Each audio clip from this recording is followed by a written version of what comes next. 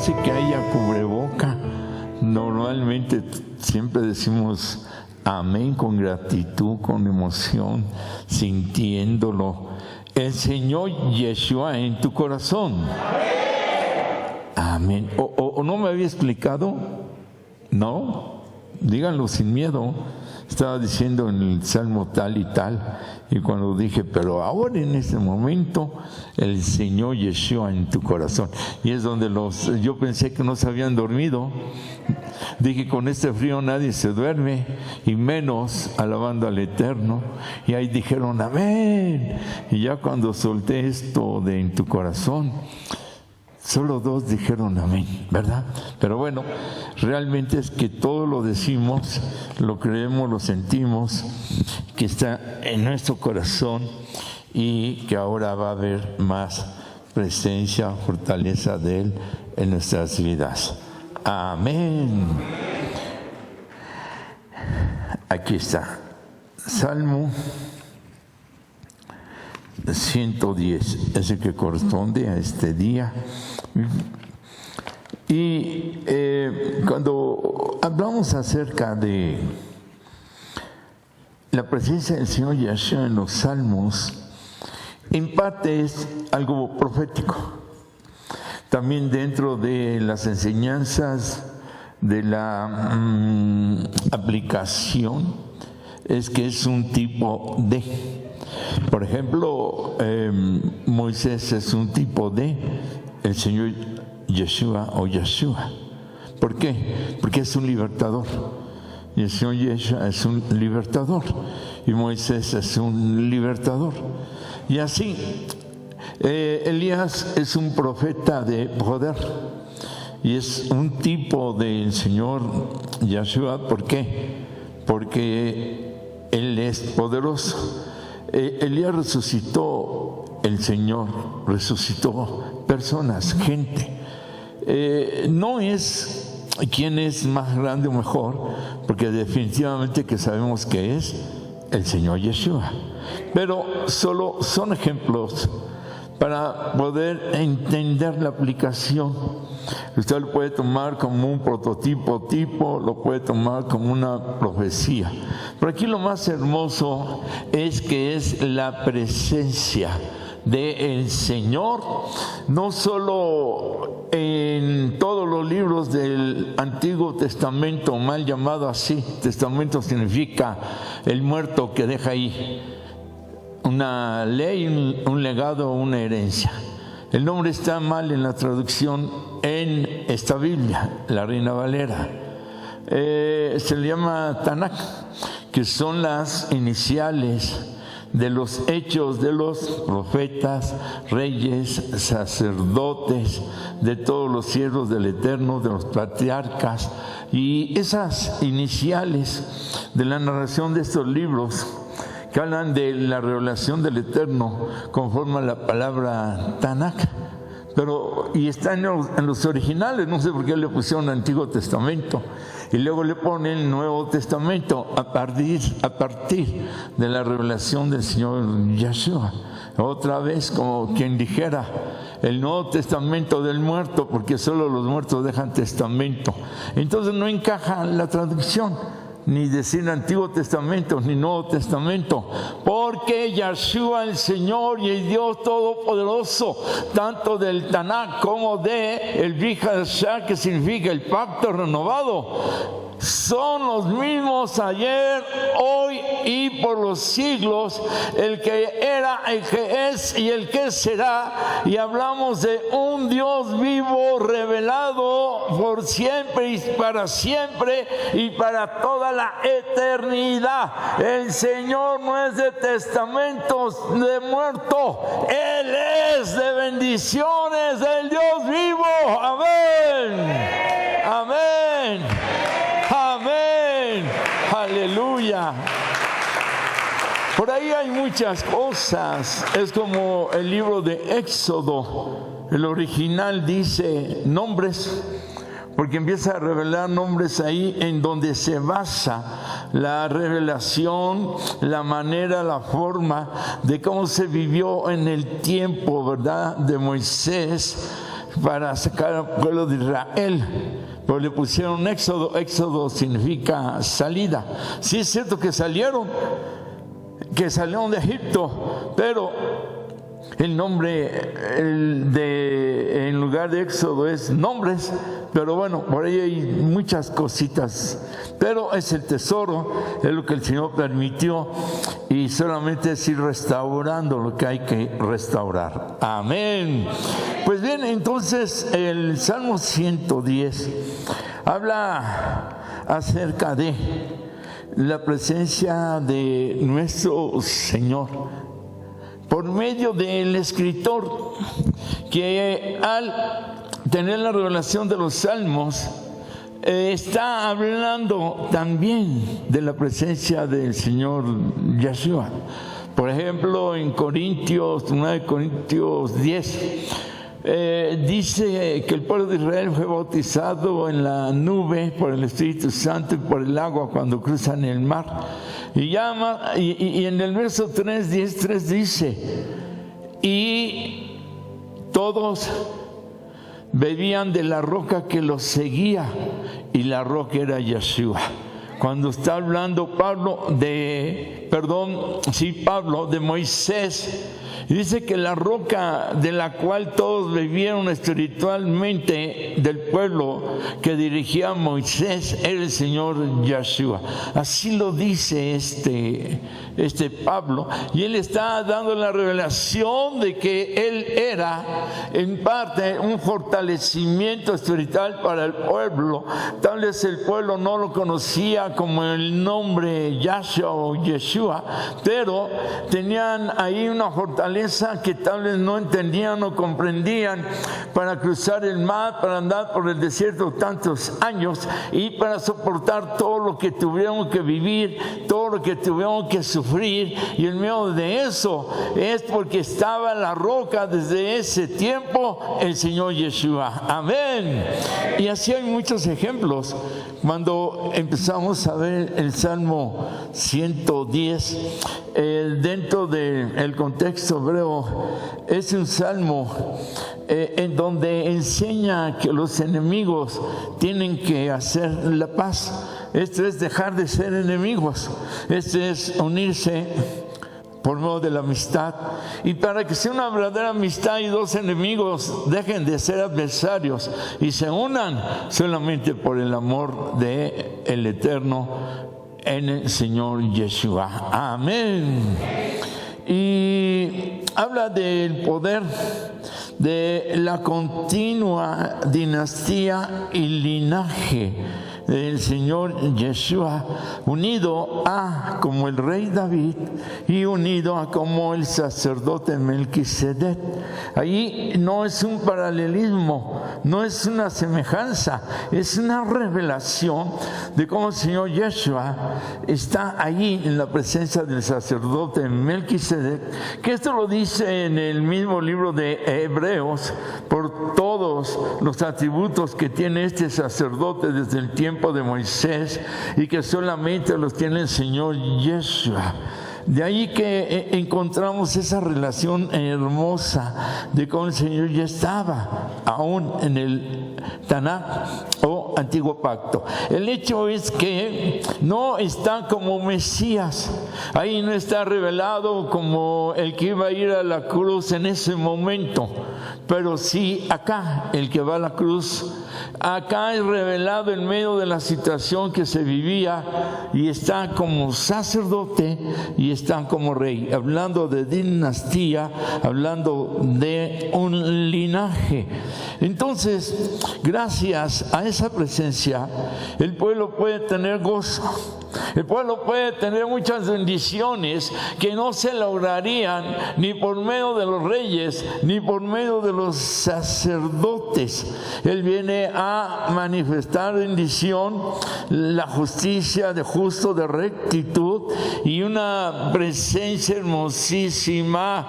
En ese tiempo el que era rey no podía ser profeta, el que era profeta no podía ser rey, el que era sacerdote no podía ser rey, y el que era rey no podía ser sacerdote.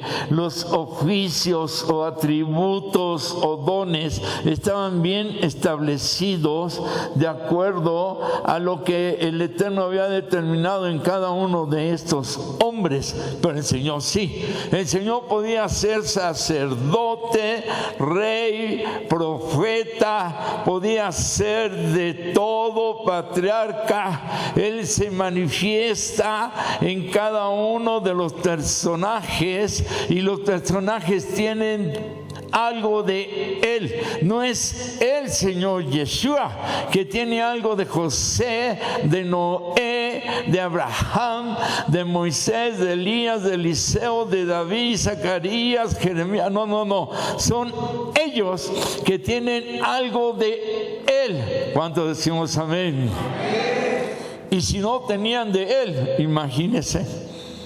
Si nosotros no tenemos algo de Él, y que lo que tenemos es la bendición más grande que una persona podía recibir en su vida, y que es la salvación, ¿qué sería de nosotros?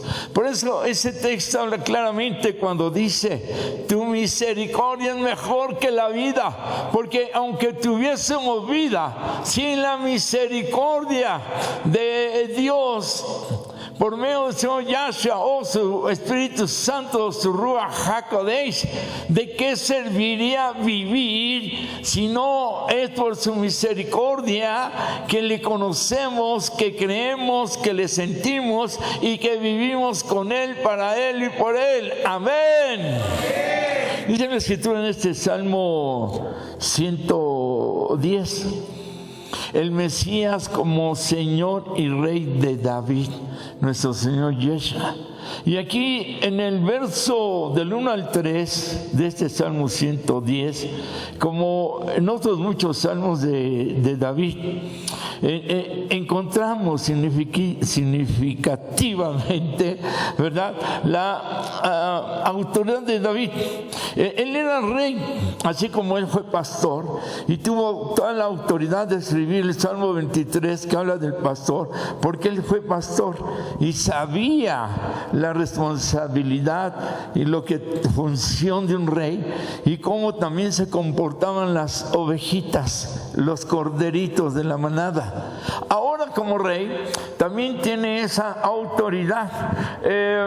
Cuando en ese tiempo los reyes visitaban otra región, otro país, otra nación, siempre llevaban regalos y lo que ellos podían ofrecer y comercializar al rey que visitaban, y acostumbraban citar a reyes, de tal manera que, por ejemplo, David, cuando Salomón citaba a reyes para comercializar, llegaban 5, 6, 7, 8 reyes de diferentes regiones o lugares, y traían sus presentes, regalos, y a ver en qué se arreglaban hablando comercialmente. Entonces David sabía muy bien la responsabilidad, las funciones, el trabajo de un rey, y así como lo hace como pastor y escribe el Salmo del Pastor 23, así escribe acerca del Eterno, y a la par está también escribiendo y hablando del Mesías, en hebreo Mashiach, que significa ungido, en esa presencia de rey. Para nosotros es una revelación hermosísima, unida a Apocalipsis, cuando dice que Él no es solamente un rey en toda la majestuosidad o soberanía o linaje, poderío, sino que es el Rey de Reyes, el inigualable, incomparable, majestuoso, soberano sobre todos los reyes que han existido, los que todavía hay, y si por ahí se levanta alguno, rey los tiene por estrado de sus pies. Estrado de sus pies es la silla del rey, el asiento, el sillón del rey, y ahí donde depositaban sus pies, en una especie como de sostén ahí abajo, y ahí ponía sus pies el rey, y a eso le llaman estrado. El que se llame rey, se diga rey, se sienta rey ante el rey de reyes, está por debajo de sus pies. El Satán, el malo, el maligno y todos sus demonios están por debajo del rey de reyes, señor de señores. Amén, amén, a su nombre, al nombre del rey, gloria, amén.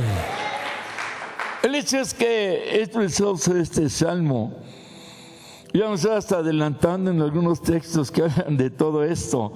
Nos gana, ¿verdad?, ese sentir tan bonito de revelación, Rey y Señor.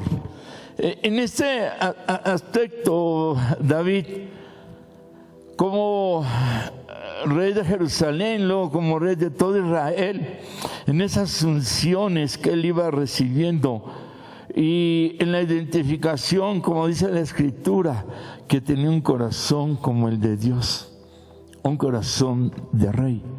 Cuando nosotros tenemos un corazón como el del Eterno, obvio a nuestra limitación, a nuestra dimensión, a nuestro sentir, porque el rey del amor es Él, y el amor que nosotros tenemos es el que nos da. Pero nunca vamos a llegar a ese amor sin límites, a ese amor perfecto. Pero tenemos el amor de Él para amar a todos los demás. Amén. Entonces, en ese aspecto somos también parte del rey. Es como cuando hay una enseñanza que dice que de todas las aguas, de todos los mares, de todos los lagos, de todos los ríos, los manantiales, cascadas, de todo lo que se llame las aguas, dimensionalmente unidas todas, Él representa esa creación porque Él la hizo. Es como si Él fuera todos esos mares, aguas que he mencionado, pero nosotros somos una gotita de esas aguas, porque le pertenecemos a Él y Él está con nosotros. Denle el aplauso al Eterno. ¡Aleluya! ¡Amén!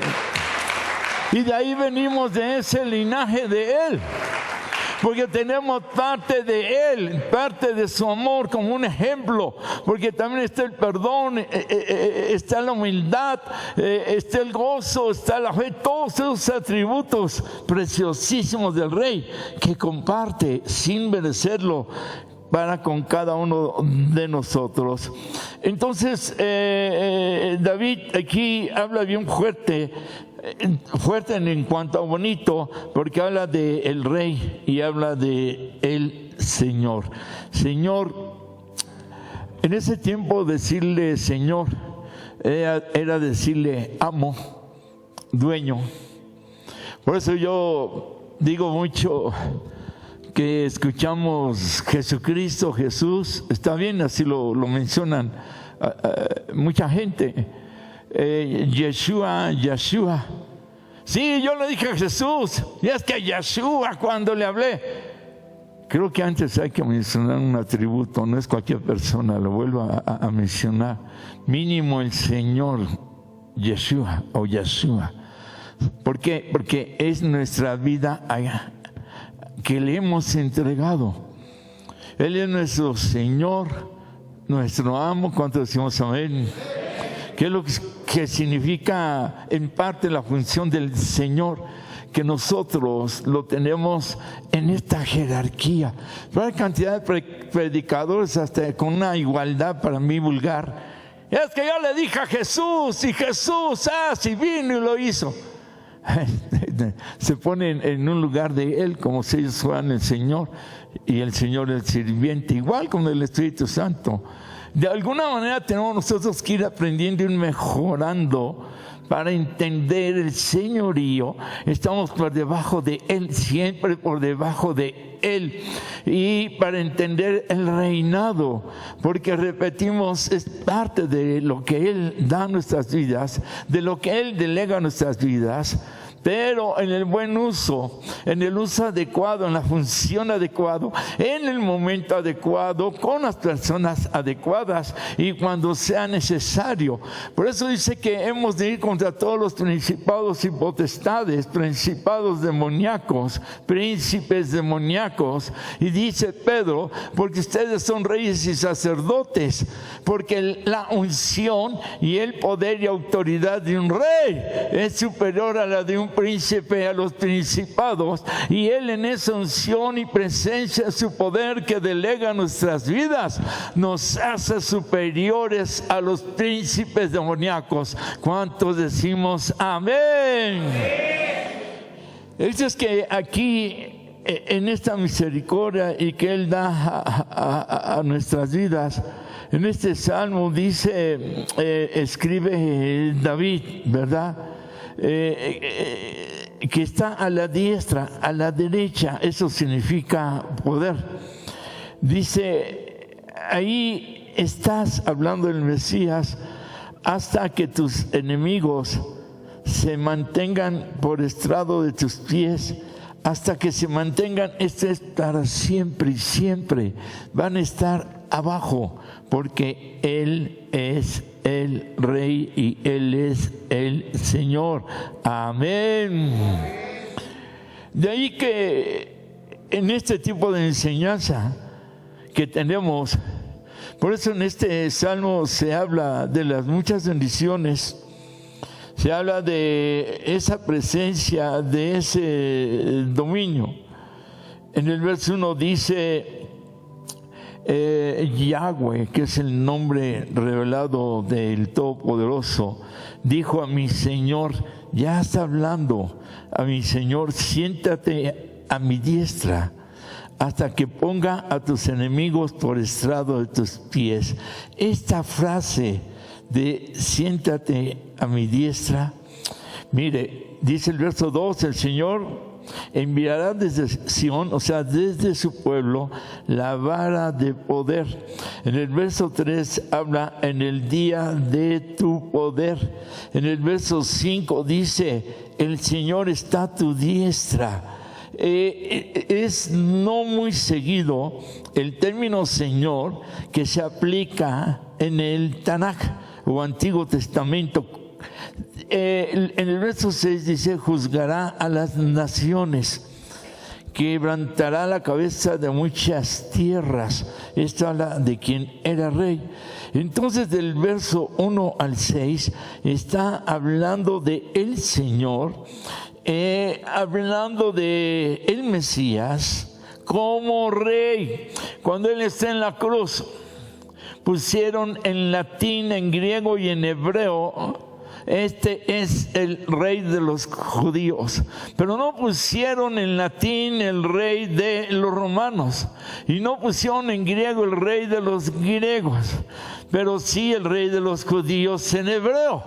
Y el rey de los judíos dijo por medio del Padre que ha sido enviado para que todo aquel que en él crea, griego, romano, alemán, japonés, americano, de la raza, de la nación que sea, incluido nosotros, obvio, como mexicanos, no es como un rey humano de España, de Inglaterra y no sé de dónde más pueda haber reyes. Él es el rey Shaddai, es el rey todopoderoso, es el rey Olam, es el rey eterno, es el rey Elión, es el rey altísimo que nos gobierna, que nos ama, que nos guía, que nos provee. El rey Jireh, el rey proveedor, es el rey Javá, el rey que nos ama. Este es es el rey del cual está hablando David desde hace miles de años. Y actualmente tendremos un presidente humano y tendremos autoridades humanas, pero México y tú y yo tenemos un rey, y es el rey de reyes de todas las naciones, de todos los mundos, de todos los universos. Por eso es que solo a Él es la gloria, la honra, el poder, la alabanza. Amén, amén, amén. Es más, la Biblia dice que las autoridades son puestas por Él. De ahí que todos los presidentes de todas las naciones de alguna manera van a tener la revelación de Él. De alguna forma la tienen.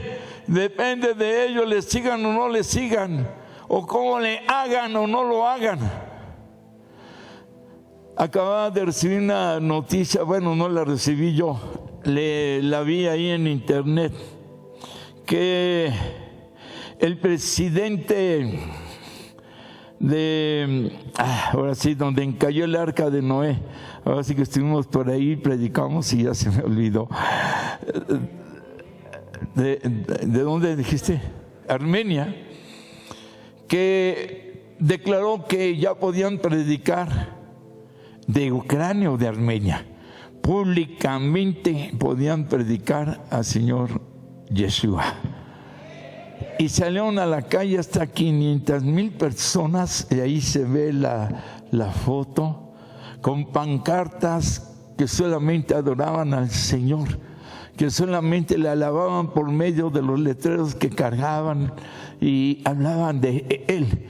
Me trasladé a Apocalipsis, donde dice que la muchedumbre de ángeles, de los ancianos, de los santos de esos tiempos, de los arcángeles, de todos los pueblos, de todas las razas, de todas las naciones, le alababan al Cordero que está a la diestra del Rey, sentado y majestuosamente recibiendo toda la adoración. Sí, hay que predicar de los tiempos antiguos, pero hay que predicar de la gloriosa venida del que ya no va a venir con la corona de espinas como el siervo sufriente. Ahora va a regresar majestuoso, soberano, con toda su gloria, con la corona de Rey de Reyes, como el siervo triunfante. A su nombre, a su nombre. ¿Quién vive? El Rey Yeshua. Amén. El aplauso al Eterno. Aleluya. Eres grande, grande, grande. Eres maravilloso, precioso, Señor. Él juzgará a las naciones, dice el verso 6. Ahí está hablando de ese reinado precioso que solamente Él podía tener y tiene y manifestarse en esta función, posición, presencia. El hecho es que cuando empiezan a cuestionar al Señor Yeshua en Mateo 22, verso 42 al 45, empiezan a hablar, a decir: ¿tú qué piensas del Señor Yeshua? Decía la gente. ¿De quién es hijo? Porque le decían: Yeshua ben David. La palabra ben significa hijo. Yeshua, hijo de David, porque humanamente él viene de David, Salomón, de Salomón su hijo, su hijo, su hijo, su hijo, y humanamente llega ahí a la vida del Señor Yeshua. Entonces sus antecesores venían hablando humanamente de David. Sabemos que en la Escritura dice que su padre era José, pero José no tuvo que ver nada en su nacimiento, ya que fue engendrado por el Rey en espíritu, en él mismo, por el Ruach HaKodesh, el Espíritu Santo. Amén. Tomó una mujer que era necesaria para adquirir la naturaleza humana.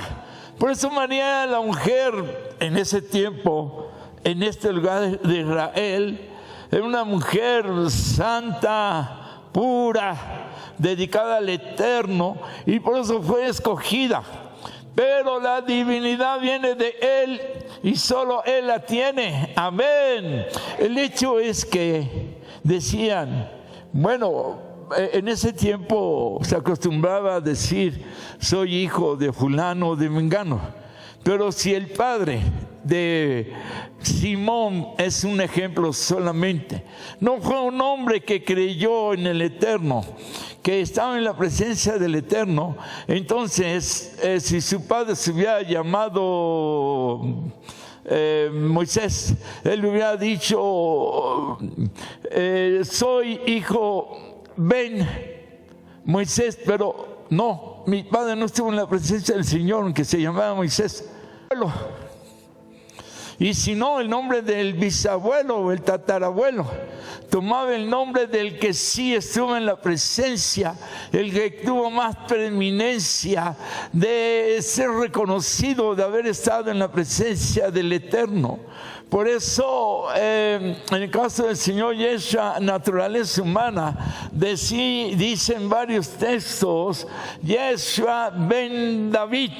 ¿Por qué? Porque eso hacía referencia de que él venía del linaje de un rey, del rey más reconocido y aceptado en esos tiempos, obvio, y en estos tiempos, porque el profeta para ellos más reconocido, y así lo tienen los hebreos, es Moisés. El patriarca más reconocido es Abraham, y de ahí viene Jacob, porque de ahí nace el pueblo de Israel. Y así, de alguna manera o forma, es como Elías, el profeta de poder, porque él no vio muerte física, sino fue directo a la presencia del Eterno. Y Elías es el profeta también bien reconocido. Pues el mismo Señor Yeshua hablaba del poder del profeta Elías en su tiempo. De ahí que, para poder entenderlo mejor, cuando decían Yeshua hijo de David, están hablando del rey. ¿Cuánto decimos amén? Y nosotros podemos decir Hugo ben Yeshua, y cada quien en su nombre puede decir yo soy hijo del Señor Yeshua, en su revelación divina total, completa. Aun cuando estamos hablando de esta encarnación en Yeshua, yo soy Hugo ben Yahweh. Amén. Es hermosa la enseñanza, porque solamente a él se le dijo que estaba en el trono, que era un rey, y también solamente a él se le llamaba Señor en la aplicación divina, porque por ahí había muchos reyes paganos, mundanos, demoníacos, igual que muchos señores como Baal, que inclusive significa Señor, pero ese era el Señor Baal de los malos, y así, y cualquiera como en estos tiempos, y aunque no se les llame, algunos se sienten así, se sienten casi reyes, dioses, señores. Y a mí me da risa porque dicen algo como si es y punto, y yo tengo la razón en todo y para todo, y no hay más que yo.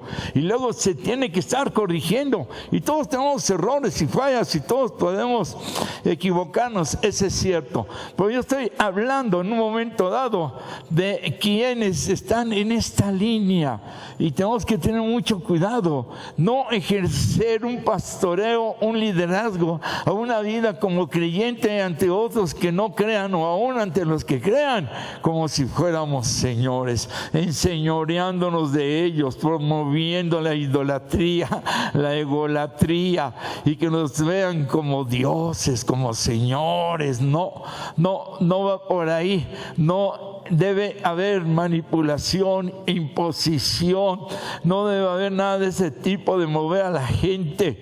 Hay que llevarlos a la presencia del Rey, hay que llevarlos a la presencia del Señor, hay que enseñarles, encaminarlos, empujarlos, pero solamente hay un Señor y Rey, un Rey y Señor que se llama Yeshua HaMashiach Yahweh. Amén. Amén. Aleluya. Entonces, en este aspecto, el mismo Señor dice en Apocalipsis 22:16, yo soy la raíz y el linaje de David. Está hablando de que Él es rey, del linaje de un rey humano y del linaje en su presencia divina como Rey de Reyes. Denle aplauso al Señor. Aleluya. Grande eres, maravilloso, Dios Todopoderoso. Amén. Y luego se presenta como sacerdote, sumo sacerdote. El sacerdote, el templo estaba dividido en 3 partes. Es como si aquí el patio fuera eso, atrios, llamado así, patio, atrios del templo. Esta parte de abajo, el lugar santo, y el santuario, el lugar santísimo. Y solamente el pueblo, la gente podía estar en los patios, los atrios, en el lugar santo, el sacerdote, y en el lugar santísimo, el sumo sacerdote.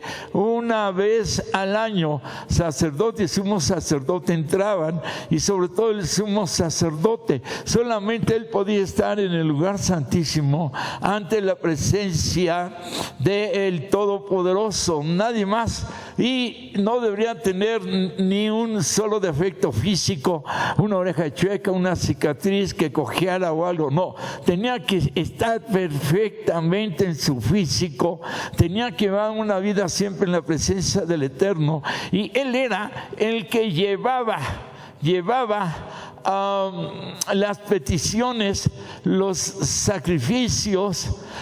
Se tenían que sacrificar, cada quien llevaba su animalito para expiar los pecados. Expiar es cubrir, cubría los pecados, y tenían que esperarse al otro año para que todos los pecados de cada año, el sumo sacerdote que entraba al lugar santísimo, se sacrificaba el animalito y los pecados eran cubiertos.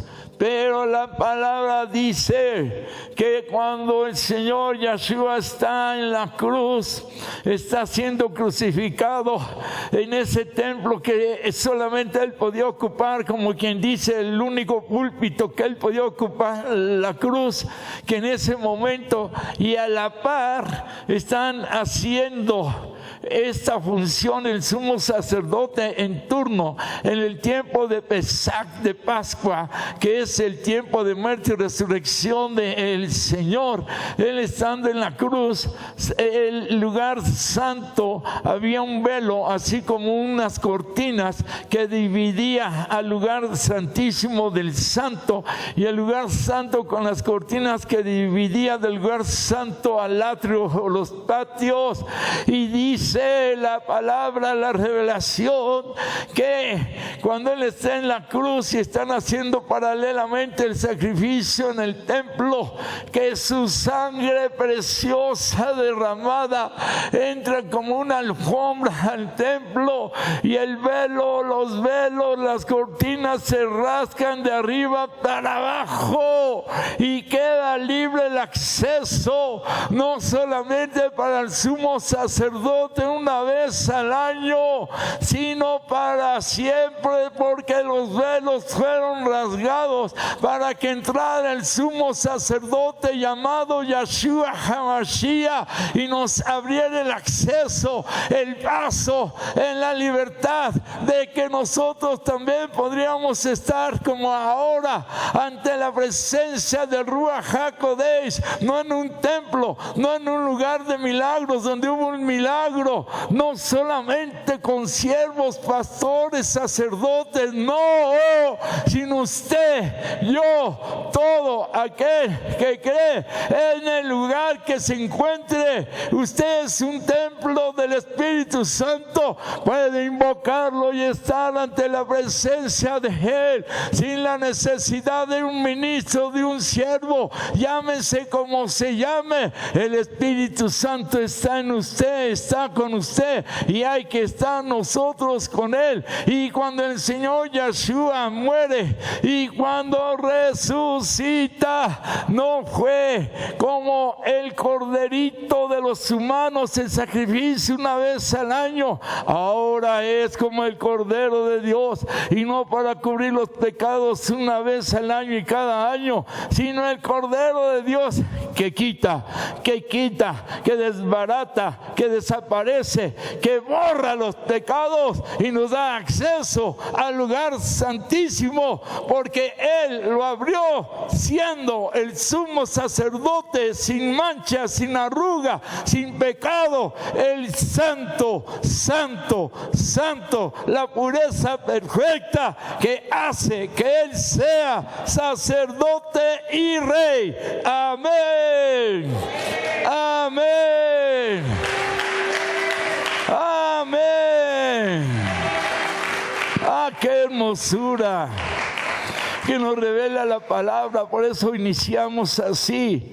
Nadie que era rey podía ser sacerdote, un sacerdote no podía ser rey.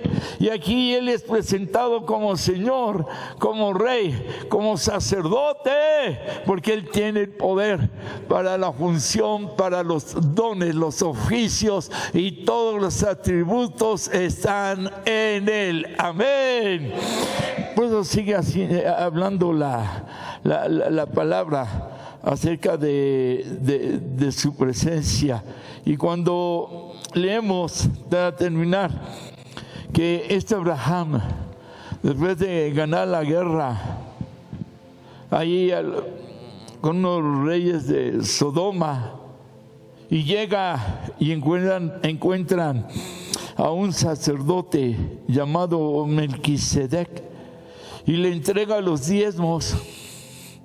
De cuando alguien ganaba una guerra, despojaban de los tesoros al rey y al pueblo que habían vencido, y con ese cargamento llega y le entrega los diezmos a Melquisedec. Para ser sacerdotes solamente eran de la línea de Aarón, el hermano de Moisés, que era sacerdote, o de la línea de Leví, de la tribu de Leví. Porque cuando el pueblo cruza el mar, el pueblo de Israel, y quedan libres, y el Señor les dijo: pueden tomar de las riquezas, de los tesoros de los egipcios, y salieron con esa riqueza. Por eso es que la pobreza no es todo el pueblo del Eterno. Hablo de la pobreza extrema, que no se tiene ni para comer a cada momento, y que hay una pobreza extrema, increíble. Para el pueblo del Eterno no debe de ser. Entonces, también les fue dicho: ninguna de las plagas o enfermedades se entiende que tocó a los egipcios, les tocará a ustedes. El pueblo salió inmune a la pobreza, a la enfermedad, a las plagas, a los virus y a tantas cosas que salió en bendición. Por eso se habla de la libertad, porque eran libres no solo de la esclavitud del pueblo egipto, sino de enfermedades, de pobreza, de estar siendo tratados como animalitos o peor, y de todo eran libres. Cuando el pueblo cruza el mar, lo primero que ve es una luna llena. En el tiempo, la luna llena determinaba, como decimos nosotros, meses, porque cada mes hay una luna llena. Entonces ellos decían: vamos a 3 lunas llenas de distancia, o dentro de 3 lunas nos vemos, o 4 lunas para nosotros dentro de 3 o 4 meses. ¿Sí está claro esto? Amén. Por eso hay un rezo de agradecimiento cuando se ve la luna llena en el pueblo hebreo. ¿Por qué? Porque representa un símbolo, una señal de libertad. Cuando usted ve una luna llena, que entendemos el que nos da la libertad es Yeshua HaMashiach, el gran libertador de nuestras almas.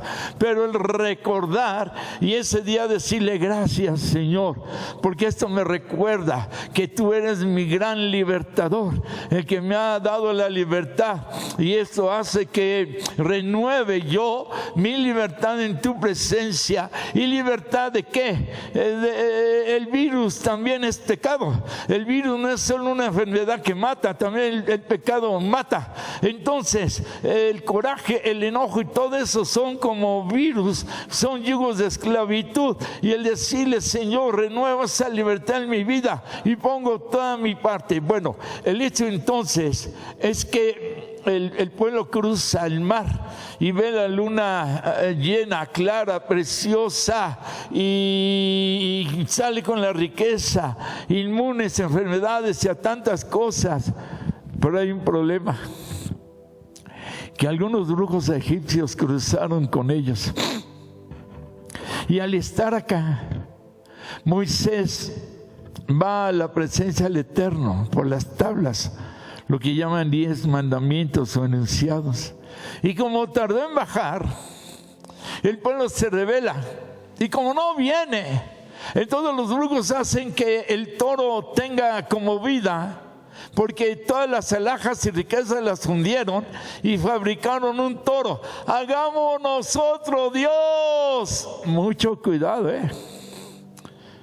Hay creyentes que como no tienen la bendición, se van con el brujo, se van con el santero, con el adivino, el que les eche las cartas.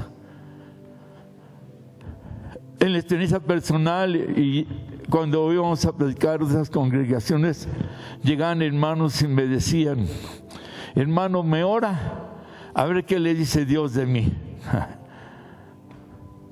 Tú híncate, dile qué te dice de ti, tú sabes lo que eres, qué quieres saber.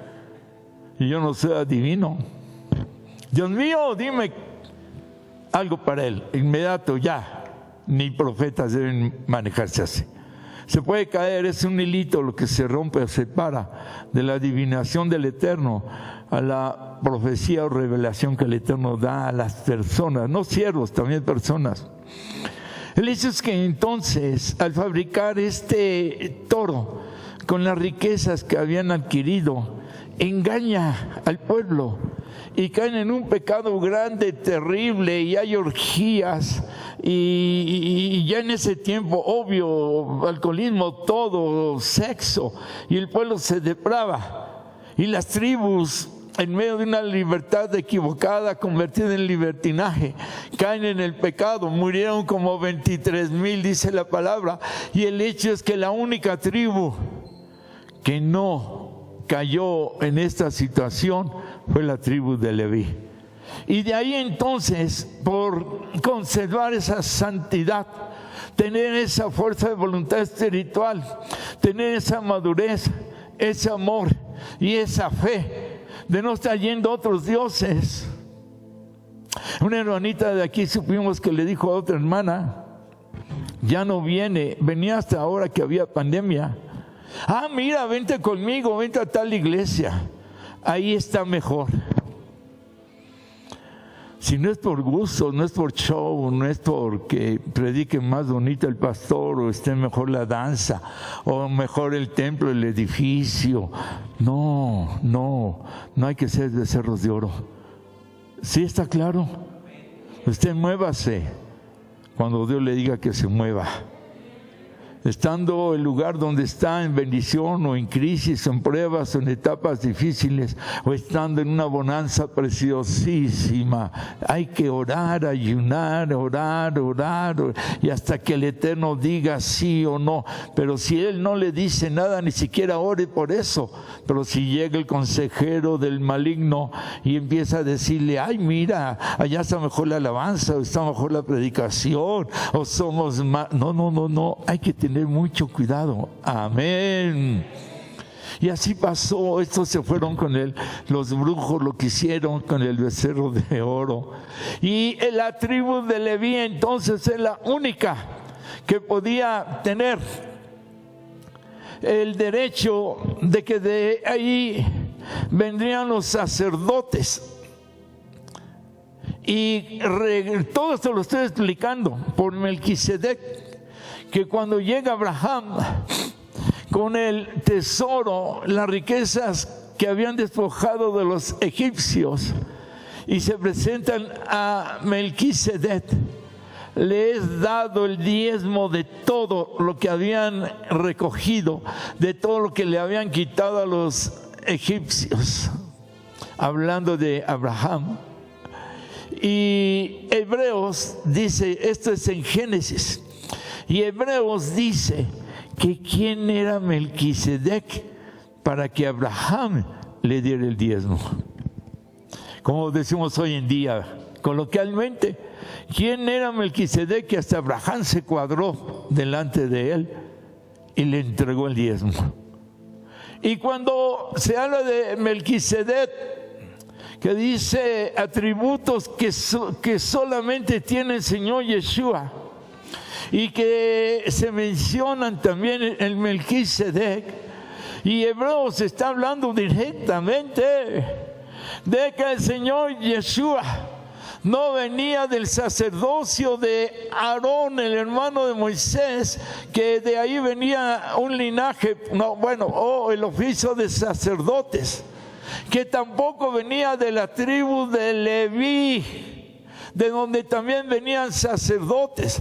En esos dos orígenes, Aarón y Leví, no estaba Melquisedec, pero era un hombre de paz, era un hombre que no tenía origen, era un hombre que no sabían de dónde salió, que no supieron quién lo puso, pero él era el sumo sacerdote y nadie. Y luego de la estatura de Abraham, el gran patriarca, para darle los diezmos a Melquisedec, es porque estaba viendo en él a un sumo sacerdote, a un Señor, a un Dios y a un Rey. Amén.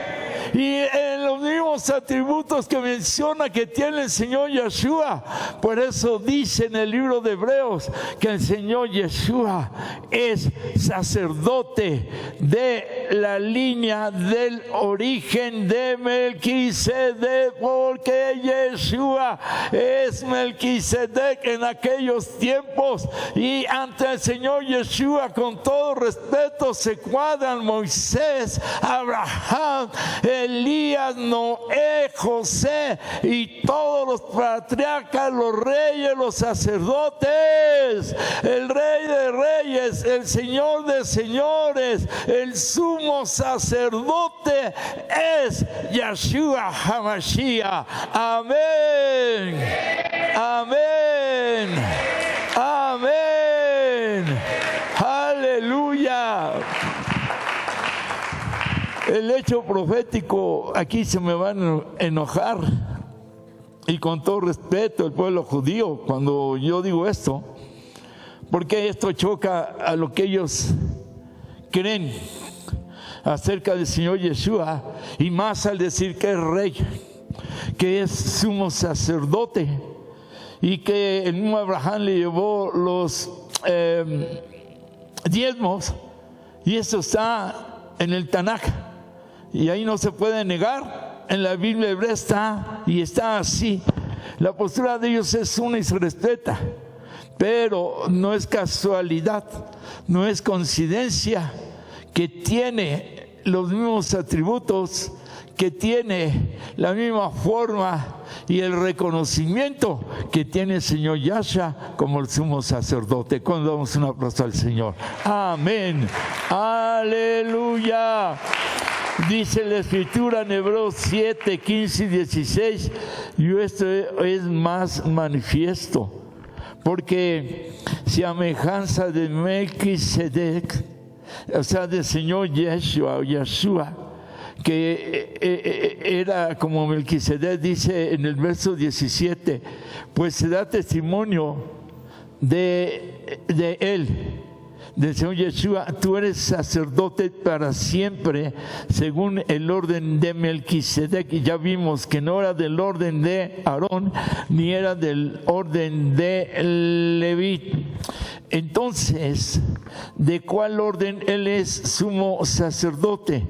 Hablando de el Señor Yeshua, dice esa semejanza de Melquisedec, pero él se levanta como un sacerdote distinto. Hebreos 7, 15 y 16, porque Melquisedec era como en su naturaleza humana podía ser destruido. Y en el verso 16 dice, porque Yeshua tiene el poder de una vida indestructible. Amén.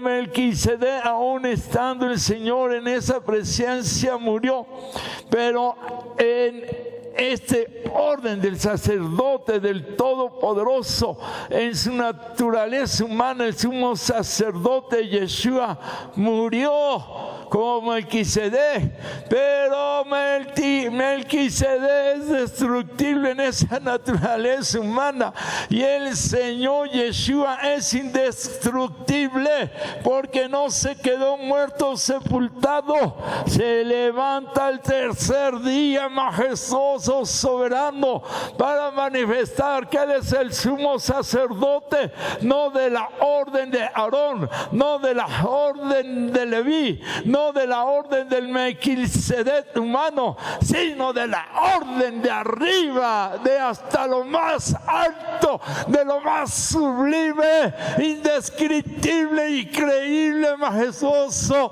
del Todopoderoso, que lo hace el sumo sacerdote sobre todos los sacerdotes de ese tiempo, del tiempo hasta esta fecha y de los que seguirán. En ese tiempo jamás ni nunca han existido los papas puestos por el Eterno. Serán puestos por una religión, serán puestos por hombre. La infalibilidad. Infalibilidad significa que no tiene solo un error, un solo pecado, ni de pensamiento ni de vista. Infalibilidad significa que todo lo que dice es perfecto, sin ningún solo error. Al Papa lo tienen como la infalibilidad, el infalible. Quienes crean en él, en eso, como un Dios, han de creer. El único que tiene la infalibilidad, que es infalible, sin error, sin mancha, de ninguna manera puede existir en él, es el sumo sacerdote de todos los sacerdotes, el príncipe de los pastores, el Señor de señores, el Rey de reyes. Amén. A su nombre, a su nombre, a su nombre. Amén, amén, aleluya. Nos ponemos en pie. Repita conmigo: Baruch Hashem, bendito sea su nombre, como Rey, como Señor, como sacerdote. Gracias, Señor. Bendito eres, grande, maravilloso, en el nombre del Señor Yeshua. Amén, amén, amén. Nos giramos hacia Israel.